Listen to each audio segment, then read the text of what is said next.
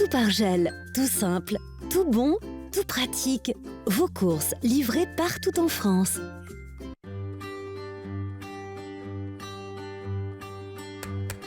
Je m'appelle Charlotte et je pense que les plus belles découvertes se font au bout de la rue. Ce que j'aime, c'est découvrir notre beau pays avec des personnes exceptionnelles et souvent insolites. Alors, je vous emmène avec moi. Aujourd'hui, j'aimerais parcourir avec vous l'histoire d'une vie qui rencontre la grande histoire. Celle de Suzanne Lipinska et du Moulin d'Andé. Andé, c'est dans le département de l'Eure, à une trentaine de kilomètres au sud de Rouen. Et depuis la fin des années 50, Suzanne a dédié sa vie à créer ici un lieu de rencontre à nul autre pareil. Pour quelques jours de tournage ou pour plusieurs années, beaucoup d'artistes, d'intellectuels et d'écrivains du XXe siècle se sont croisés ici. Alors, comment passe-t-on d'un moulin abandonné à une véritable ruche culturelle ? C'est ce que nous allons découvrir à travers l'histoire de Suzanne.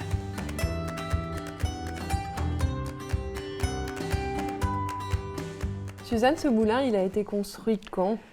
Il a été construit en principe en 1195, en même temps que deux autres moulins, Muy et Connelle.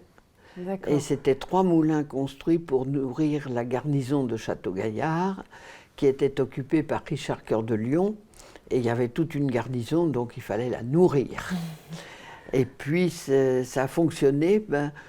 En principe, bon, il y a longtemps que je suis là, mais enfin, je crois que j'étais pas là quand même, en 1864.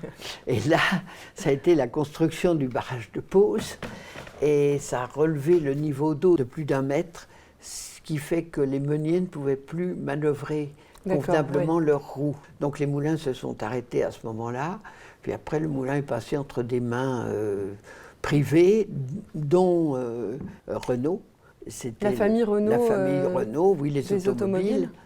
Et mon père l'avait acheté à Louis Renault avant la guerre de 40.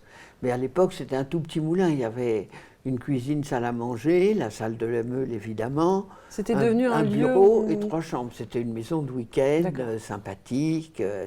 Mais il n'y avait pas de chauffage, il n'y avait pas... Enfin, c'était plus que rudimentaire. Alors on est dans cette salle et quand je me rappelle qu'au début, il y avait dans cette salle un poêle à bois qu'on chargeait avec des bûches, alors que tout est en bois ici. C'est, rétrospectivement, j'en ai des battements de cœur. Alors donc, vous l'avez connue petite, en fait, cet endroit ? Oui, d'autant plus que quand mon père avait acheté le moulin, mes parents avaient une maison tout à côté, à Connelle, et on venait visiter le moulin. Alors mon père le faisait visiter à ses amis, mais comme je sais pas, comme une curiosité. Comme une curiosité locale. Et je me souviens que mon père avait dit, en tout cas, moi vivant, personne n'habitera le moulin. Hein. Aujourd'hui, le pauvre, il se retournerait dans sa tombe. Enfin, est-ce que c'est vous qui lui avez donné tort, finalement ? Ah bah oui. Moi, je me suis installée en 1956 et je n'avais pas d'idée préconçue. C'était tout de suite pour y habiter ? Oui, parce que je venais de divorcer et je me suis dit, oh là, j'ai 3 enfants en bas âge, ils vont tellement être bien à la campagne, on va vivre à la campagne. Puis j'avais quelques amis qui venaient voir ce moulin en disant « écoute, c'est formidable, mais il faut en faire quelque chose, il faut le développer, il faut que ça se serve ». Bon, on me dit souvent « ah, c'est un lieu qui a une âme » ou « c'est un lieu qui a un esprit » ou « c'est un lieu qui a une histoire ». Au début, c'était quelques écrivains qui sont venus pour un week-end, puis une semaine, puis il y en a qui ont passé carrément tout l'hiver. Très rapidement, le moulin familial s'est transformé en association culturelle. On vient de toute la France et même des 4 coins de la planète pour des séminaires, pour écrire des scénarios, pour se concentrer sur sa musique. Et c'est vrai que ça doit être agréable de venir travailler ici. On aime bien recevoir ici les gens qui sont sensibles à la beauté des lieux et à la convivialité de la vie quotidienne. Il y a des scénaristes qui ont rencontré des compositeurs de musique de film, qui ont travaillé ensemble, un peintre qui a rencontré un écrivain, ils ont fait des livres ensemble. Enfin, il y a eu beaucoup de... Et ça, aujourd'hui, ça se passe en famille aussi ? C'est toujours une ambiance de famille. Comme quelqu'un dit, c'est une famille élargie. Et quelqu'un a répondu oui, et en plus, ça n'a pas les inconvénients de la vraie famille. Mais il y a quand même votre petit-fils qui travaille avec bien vous. Bien sûr, mais j'ai rien contre la famille. Hein. C'est la famille d'abord, c'est la famille élargie. À tous les amis qui deviennent les amis du moulin et la famille du moulin. Et aujourd'hui, n'importe qui peut venir Écoutez, pour une nuit ou... Absolument, on est un lieu très ouvert et pour venir visiter le moulin, pour voir comment une petite collectivité s'organise et vit. Et puis surtout à l'occasion des concerts, parce qu'on peut non seulement écouter la musique, mais il y a toujours après ou avant des déjeuners ou dîners qui sont organisés. Et on peut, dans la mesure où on a des chambres disponibles, on peut justement mettre les chambres à disposition des spectateurs. Du coup, on peut continuer aussi à se rencontrer. Un week-end complet autour de la musique, par exemple. C'est un lieu sans barrière. Sans barrière, sans frontières. D'ailleurs, il n'y a pas de barrière. Il n'y a pas de barrière, voilà. Il n'y a pas de barrière. Un lieu sans barrière, c'est peut-être ça qui a notamment attiré les artistes de la Nouvelle Vague. Ils en avaient même fait leur lieu fétiche. Et en plus de 60 ans d'existence, les plus grands sont venus au Moulin. Ça a tout de suite été une volonté de votre part de dédier ce lieu aux artistes? Oh, je veux dire que c'est plus large que ça. Je pense que c'est la volonté collective. Ah. Parce qu'au début, je me suis installée là, en fait, j'avais aucune idée préconçue. Je ne me suis pas dit je vais en faire un lieu formidable pour les artistes, non. Mais il se trouvait que j'avais des amis artistes et qu'ils ont trouvé le lieu formidable. Et comme je les trouvais formidables, je me suis dit autant qu'ils vivent ici le plus possible. Donc au départ, ça a vraiment été un petit phalanstère d'artistes où quand on était une dizaine, c'était un grand maximum. Il y avait 3 chambres vraiment occupées. Hein, et ça a été un peu une vie collective. Tout le monde mettait la main à la pâte? Tout le monde mettait la main à la pâte, on faisait la cuisine ensemble, on allait faire les courses, tantôt l'un, tantôt l'autre. Et alors, qui sont les artistes justement qui sont venus ici? Maurice Ponce, qui était un jeune écrivain un peu très repéré, un peu à la mode, est tombé vraiment amoureux du lieu. Il s'est vraiment installé et c'est grâce à lui que Truffaut est venu tourner ici. C'est-à-dire que Maurice avait écrit un recueil qui s'appelait Les Virginales, un recueil de nouvelles. Et François Truffaut a demandé à Maurice d'adapter une de ses nouvelles qui s'appelait Les Mistons. Et donc c'est comme ça qu'on a connu François Truffaut.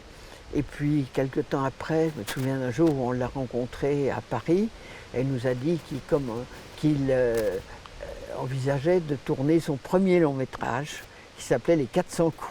Ah. La fuite de Jean-Pierre Léaud, aussi dans le parc, c'est ici que ça s'est tourné. Et donc tout ce petit monde vivait ici? Oui.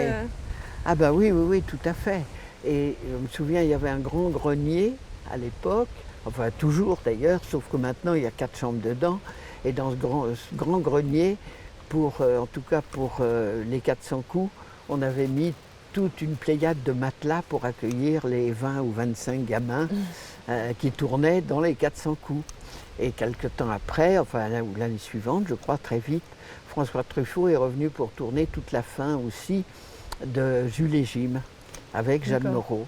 C'est génial. Il y a des gens qui se sont rencontrés ici ou des collaborations artistiques qui sont nées d'un séjour. La liste des enfants qui doivent C'est vrai. Qui doivent leur naissance, leur existence au monde grâce au moulin.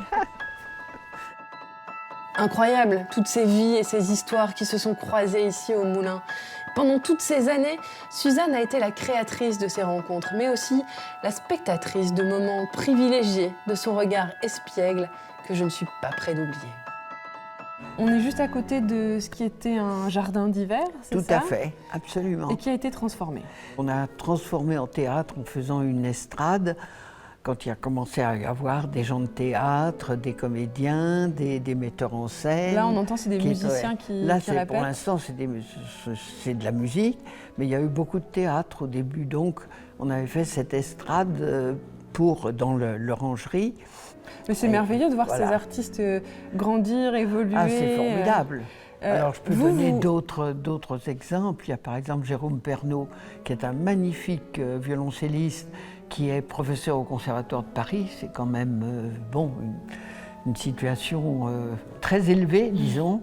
Et il vient tous les ans une semaine avec ses violoncellistes, il attire ses violoncellistes facilement. Il y en a une bonne vingtaine. Oui, il y a des arguments pour attirer les gens. Il y a 30 ans, il était élève ici de Michel Strauss. Alors c'est toujours très émouvant pour nous de voir la carrière de certains jeunes qui ont connu le moulin vraiment jeunes et qu'on retrouve dans les plus hautes sphères quelquefois. Et toute une vie comme ça, à côtoyer des artistes, à être auprès d'eux, etc. C'est pas pour ça que j'ai eu beaucoup de talent en peinture, en musique.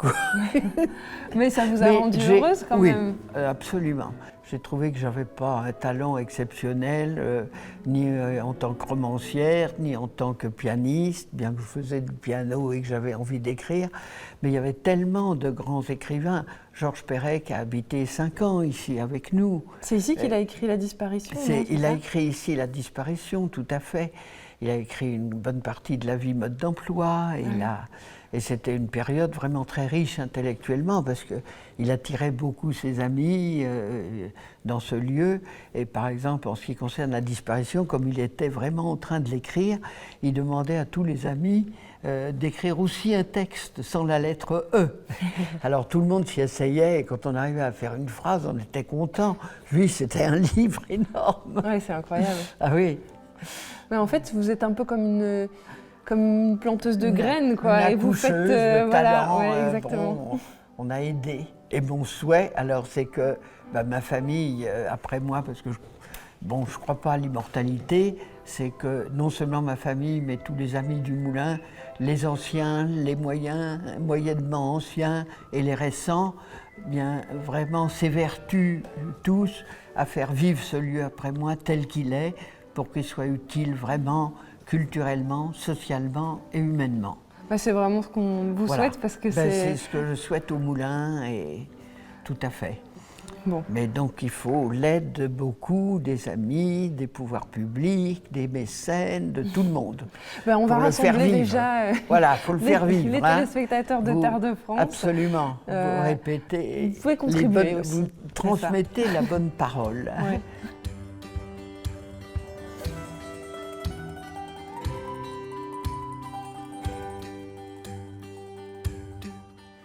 Et il y a des gens comme ça qui sont de vrais morceaux d'histoire à eux tout seuls et dont on se dit qu'on a eu beaucoup de chance de les rencontrer. J'étais très heureuse de partager cette rencontre avec Suzanne avec vous.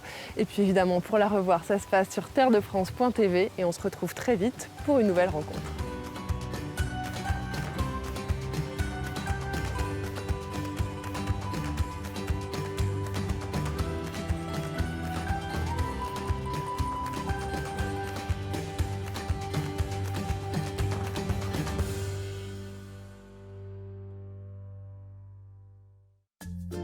Tout par gel, tout simple, tout bon, tout pratique.